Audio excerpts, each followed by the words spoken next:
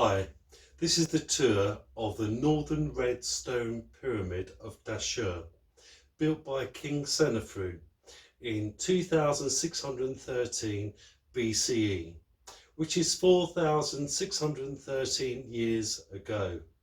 Now, King Snefru ruled Egypt for 24 years, and you heard earlier that he was involved with the Bent Pyramid project also, and the pyramid down at Meidum. This pyramid is 2 kilometers away from the Bent Pyramid.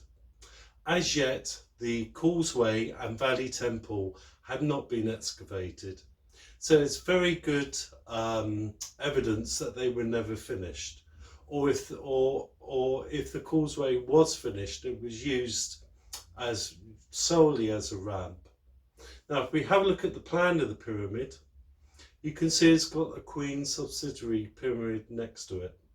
Well, that was quite common. As you can see, it repeats itself in the Bent Pyramid as well. The chapel is located on the east side, and the entrance to the pyramid, you have to go about 20 meters up. There's a modern staircase that takes you up there now, and then you go down into the descending passage. Now, just like the Bent Pyramid, the descending passage going down is purpose built. So what I mean by purpose built was that they built the passage deliberately. They didn't hewn it out after they cut the stone. And that goes down into a subterranean vault. So it's very similar in design to the Bent Pyramid. It has 2 lower chambers and then 1 upper chamber. So we must assume that that is something to do with the burial rites of the king. I think it was the king emerging from the underworld into the afterlife. We're never going to know for sure unless Doctor Who turns up with the TARDIS. This is all just a hypothesis. So, but it's a good guess based on the written evidence that we have later in the ancient Egyptian civilization. The stone obviously comes from Dahshur, that's why they chose the site. The Egyptians, very practical people, they sent surveyors out into the desert to find outcrops of rock which they could turn into quarries. And the fine white Tura limestone that you see remaining at the bottom of the pyramid, that came from the Tura quarries some 20 kilometers away, but only really represents between 7 and 10% of the mass of stone used in the project. Excuse me. So the reason why this is called the Red Stone Pyramid is because between 2 and 3 o'clock, around that time in the hot afternoon, the glow from the sun gives the appearance of a reddish colour on the stone.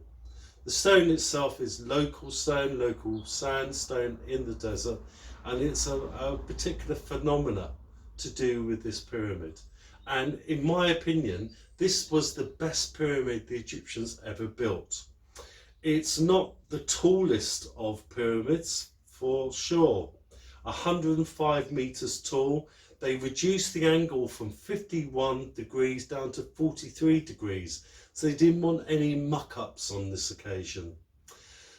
So let's understand that they finished this pyramid before the king died. Well, that was very convenient, because then I think the Bent Pyramid would have become the king's dummy tomb, his secondary emergency burial, if someone had broken into his main tomb. Okay, so the stone pyramid, I think, is where he was originally buried, and if somebody did break in that tomb, then the Bent Pyramid would have been useful as a secondary place for his spirit to dwell.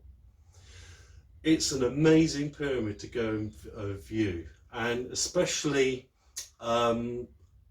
over the years that I worked in Egypt, these 2 pyramids the stone and bent pyramid were in military area, which is still a military zone today in Egypt, and it was a no-go. So we're really lucky that we've got access to this now, and it truly is an amazing place to go and visit. If you'd like me to go to Egypt and make this as a video tour on site at Dahshur, at the Red Northern Stone Pyramid, please support this project. Visit GoFundMe and make a small donation of £3.